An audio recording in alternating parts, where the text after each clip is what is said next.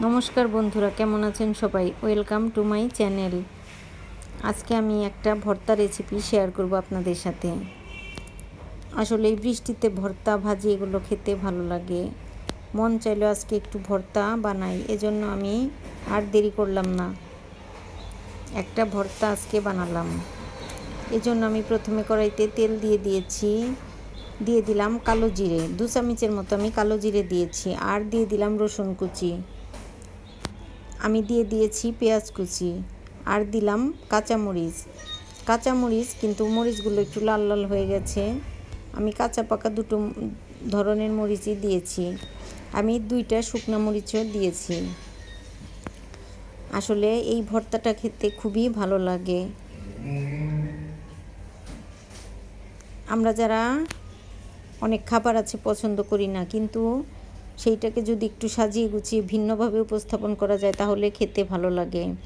আমি এবার দিয়ে দিলাম কাঁকরোল। আমি 2টো কাঁকরোল বিচিগুলো কেটে ফেলে দিয়েছি, আর আমি শুধু কাঁকরোল নিয়েছি, বীজগুলো ফেলে বাকিটা নিয়েছি। সেগুলো ঝুরি ঝুরি করে এবার আমি তেলের উপর পেঁয়াজ কুচি, রসুন কুচি এগুলোর উপর দিয়ে দিলাম। আর দিয়ে দিলাম নুন, হলুদ, সামান্য হলুদ গুঁড়ো আর স্বাদ মতো নুন। এবার আমি কাঁকরোলটা ঢেকে একটু ভেজে নিচ্ছি।